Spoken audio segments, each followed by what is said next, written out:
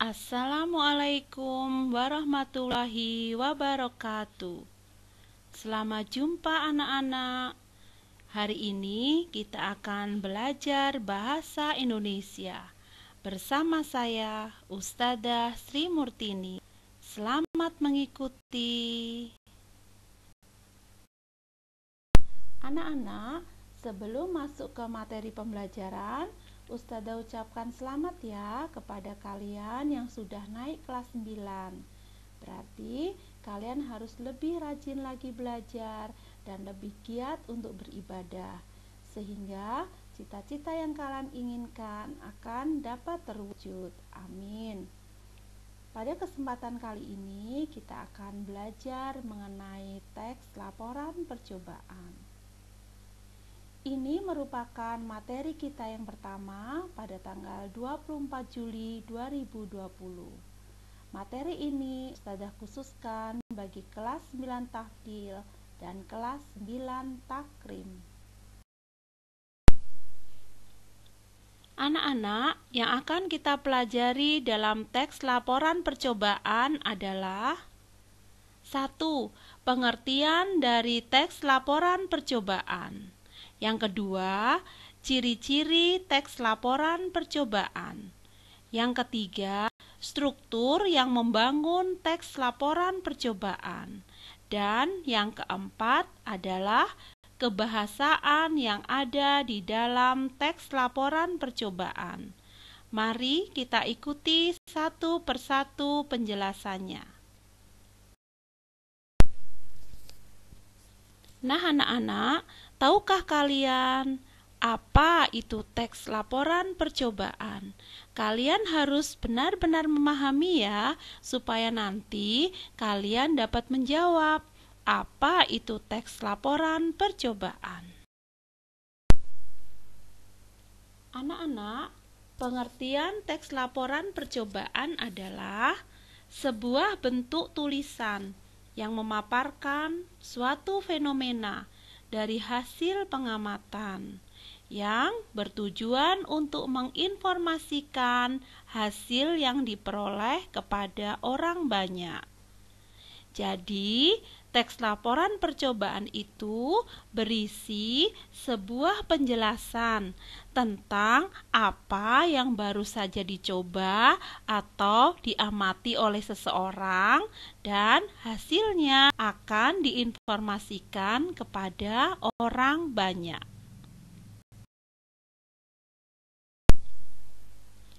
Anak-anak, berikut ini Ustadzah akan menjelaskan tentang ciri-ciri teks laporan percobaan. Disimak ya. 1. Teks laporan percobaan bersifat umum atau universal. Yang kedua, teks laporan percobaan lebih menekankan pada pengelompokan terhadap suatu hal yang dibahas. Yang ketiga, teks laporan percobaan memiliki hubungan antara yang dijelaskan dengan kualifikasi yang dijelaskan. Misalnya, objek yang diamati adalah binatang kelelawar. Nah, binatang kelelawar ini yang diklasifikasikan adalah ciri fisiknya, jenisnya, dan kebiasaan-kebiasaannya. Nah, bagian-bagian klasifikasikan itu akan dijelaskan secara rinci sehingga menjadi sebuah laporan.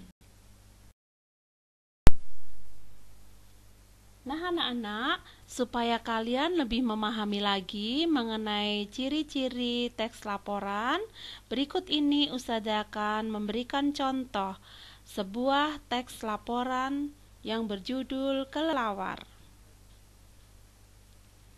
Kelelawar merupakan mamalia. Mereka satu-satunya mamalia yang dapat terbang.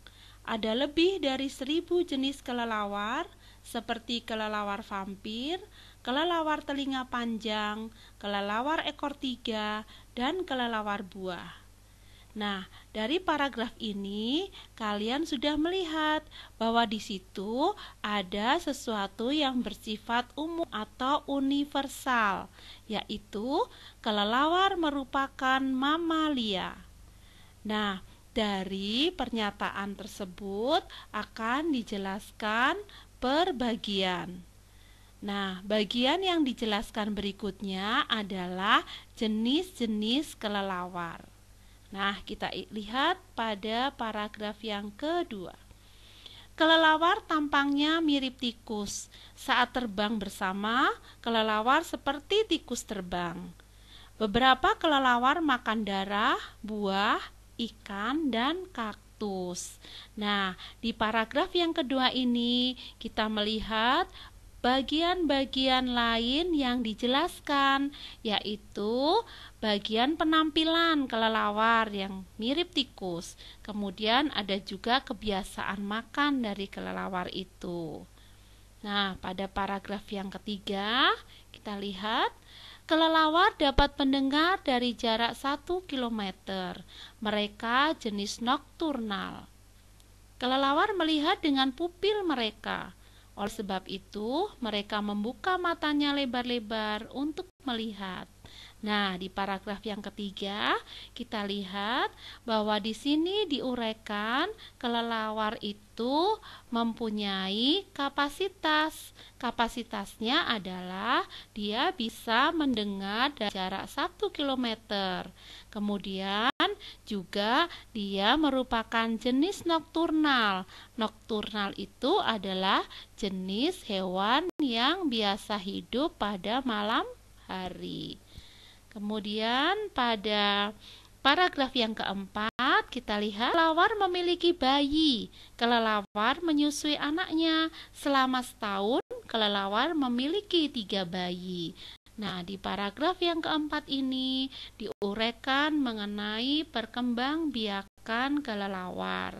Jadi, ada hubungan antara klasifikasi yang dijelaskan dengan uraian yang dijelaskan. Jadi, inilah yang disebut dengan sebuah laporan, saling berhubungan satu sama lain.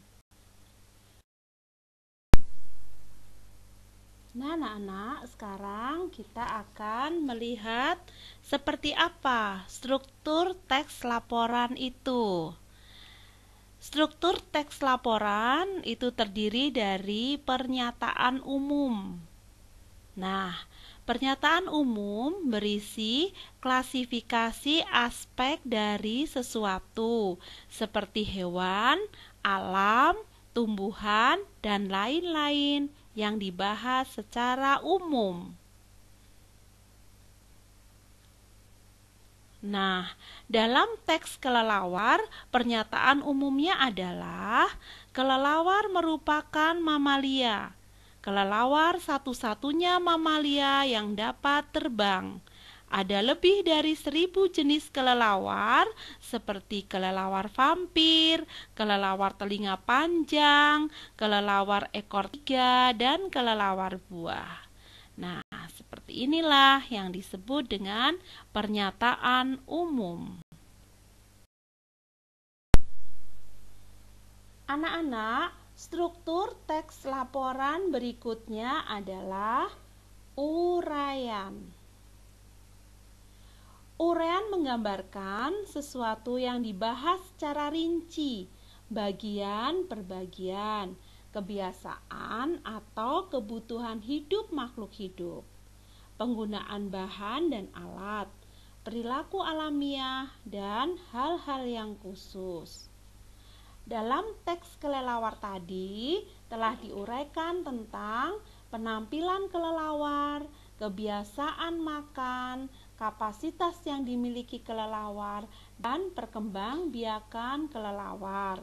Nah, semua itu adalah merupakan uraian dari struktur teks laporan tentang kelelawar.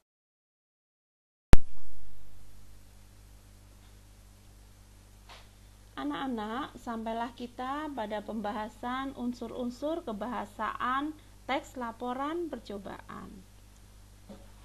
Unsur yang pertama adalah teks laporan percobaan itu menggunakan aspek umum atau generik, atau disebut juga dengan kelompok. Contohnya adalah kendaraan. Kendaraan itu adalah aspek umum karena kendaraan mengandung berbagai jenis, seperti sepeda, motor, mobil, kereta api, dan sebagainya.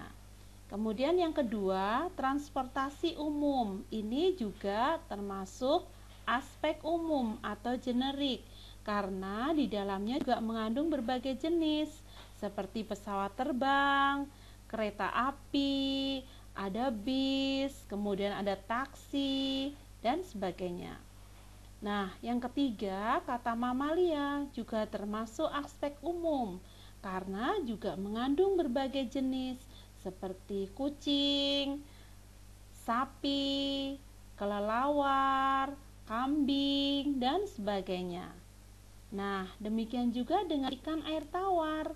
Ikan air tawar itu adalah aspek umum karena mengandung juga berbagai jenis seperti lele, mujair, ikan patin, dan sebagainya. Anak-anak, unsur-unsur kebahasaan berikutnya adalah teks laporan percobaan menggunakan kata tugas. Kata tugas adalah kata yang hanya memiliki makna gramatikal. Artinya, makna yang berubah sesuai dengan konteksnya. Sehingga makna kata tugas akan menjadi jelas jika dikaitkan dengan sebuah kalimat. Lalu, apa fungsinya kata tugas? Nah, kata tugas digunakan untuk menjaga tulisan agar koheren atau berhubungan satu dengan yang lainnya. Nah, macam-macam kata tugas. Yang pertama adalah kata depan atau preposisi. Contohnya adalah di, ke, dari, dan pada. Nah, kata-kata tersebut tidak akan bermakna kecuali sudah digunakan dalam sebuah kalimat. Contohnya, adik sedang berada di Solo. Kakek akan pergi ke Jakarta. Ibu pulang dari pasar. Pada hari Minggu kami pergi ke Teluk Penyu. Nah, di, ke, dari, dan pada jadi bermakna setelah digunakan dalam sebuah kalimat. Kemudian yang kedua, kata tugas yang kedua adalah kata hubung atau konjungsi. Nah, macam-macamnya adalah dan, atau, akan tetapi, jika, sebab, karena, dan lain-lain. Nah, sama kata-kata ini juga tidak akan bermakna apabila tidak digunakan dalam sebuah kalimat. Contohnya, ayah dan paman akan membangun sebuah rumah. Kemudian bisa jadi contoh yang lain adalah saya atau kakak yang akan ikut ibu pergi. Nah, seperti itu. Jadi, kata-kata itu harus ada dalam kalimat. Fungsinya apa? Fungsinya tadi untuk menjaga agar tulisan koheren atau berhubungan dan bermakna. Kemudian yang ketiga, kata tugas yang ketiga adalah kata sandang.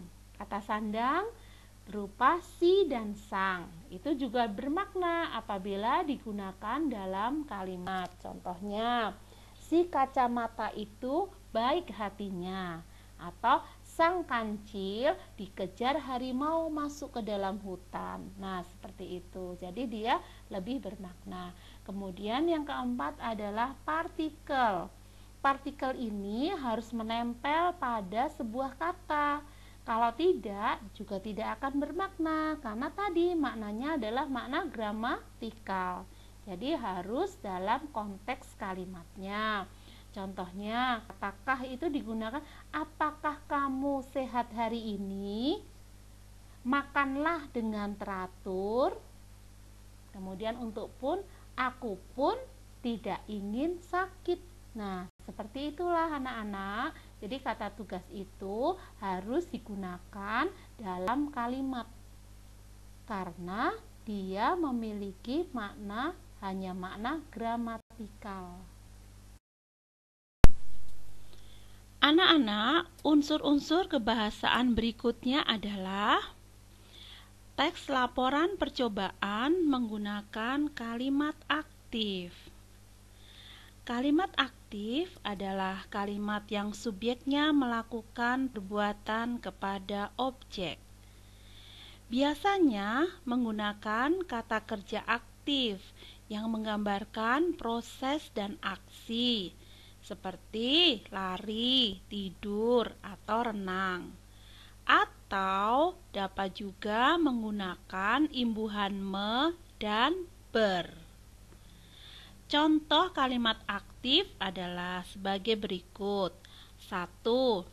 Venus mengedari matahari selama 235 hari bumi. 2. Kelelawar memiliki bayi. 3. Venus berotasi sekali setiap 244 hari bumi. 4. Kelelawar satu-satunya mamalia yang dapat terbang. Nah, kata mengedari, memiliki, berotasi, dan terbang adalah kata kerja aktif. Sehingga jika menggunakan kata kerja aktif, maka kalimatnya menjadi kalimat aktif karena subjeknya melakukan perbuatan kepada objek. Contohnya, Venus mengedari matahari selama 235 hari bumi. Berarti Venus melakukan perbuatan terhadap matahari dengan mengedari. Begitu penjelasannya untuk unsur-unsur kebahasaan menggunakan kalimat aktif. Anak-anak, unsur-unsur kebahasaan berikutnya adalah menggunakan urutan kegiatan. Jadi, teks laporan percobaan itu menggunakan urutan kegiatan. Nah, urutan kegiatan biasanya terdapat dalam prosedur atau cara kerja yang terdapat dalam teks laporan percobaan. Nah, contoh urutan kegiatan. Pertama, menyiapkan alat dan bahan yang dibutuhkan. Kedua, membersihkan akar tanaman pacar air dari tanah yang masih menempel. Ketiga, memotong tanaman pacar air yang pertama, yaitu pada akarnya, dan seterusnya. Nah, urutan kegiatan di sini ditandai dengan pertama, kedua, ketiga, dan seterusnya.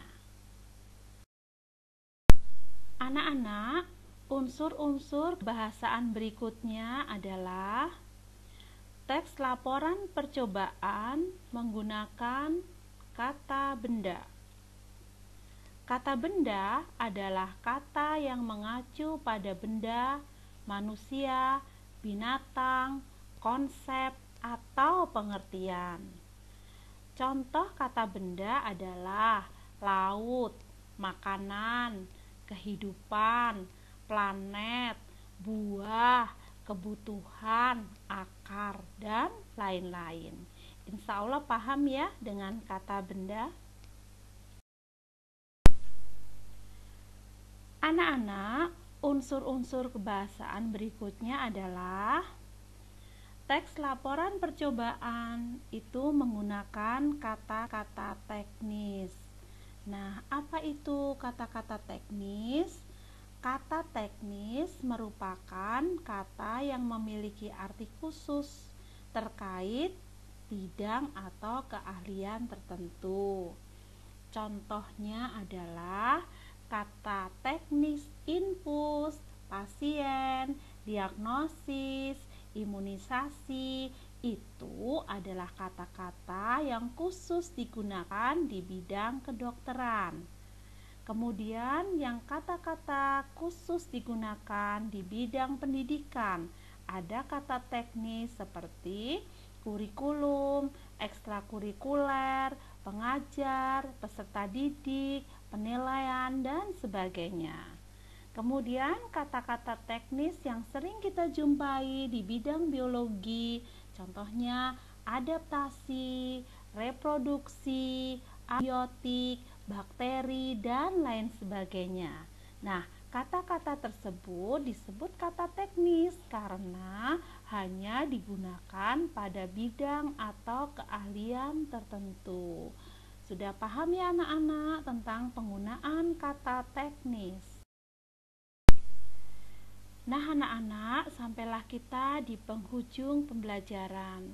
Coba kita akan menarik kesimpulan bersama-sama ya. Jika kalian dapat menjawab pertanyaan berikut ini dengan baik, berarti kalian sudah menguasai materi 1 ini. Tetapi, apabila kalian belum lancar menjawabnya, maka kalian harus membaca ulang slide-slide sebelumnya ya. Ayo semangat, kalian pasti bisa. Apakah teks laporan percobaan itu? Apa sajakah ciri-ciri teks laporan percobaan? Jelaskan struktur teks laporan percobaan.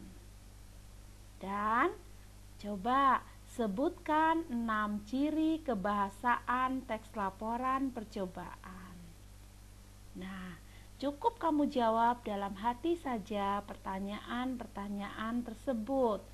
Jika kalian masih kesulitan untuk menjawab atau belum jelas, silakan pelajari atau baca ulang slide-slide sebelumnya. Ayo semangat, kalian pasti bisa.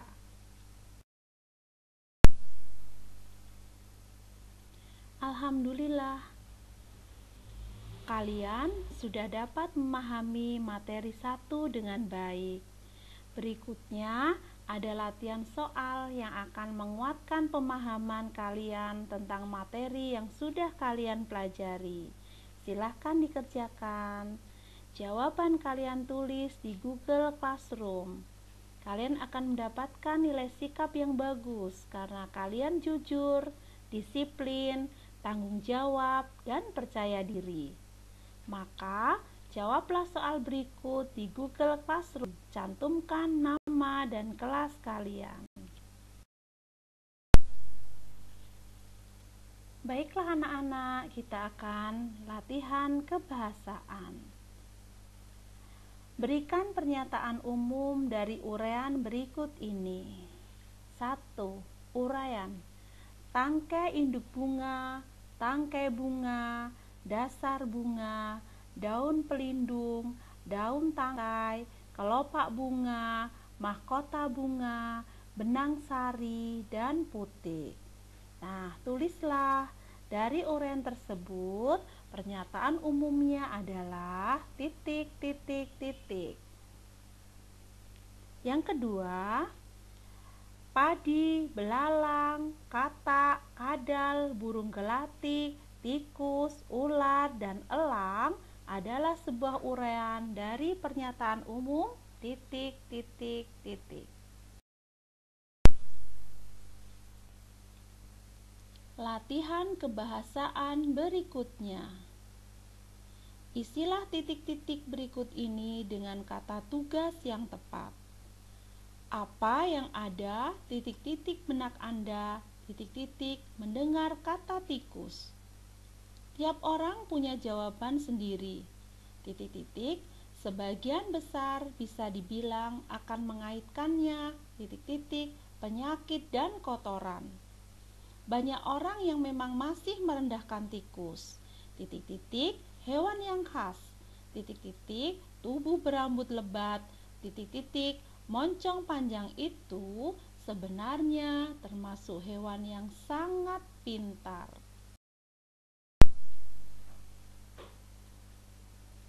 Alhamdulillah, pembelajaran materi 1 telah selesai.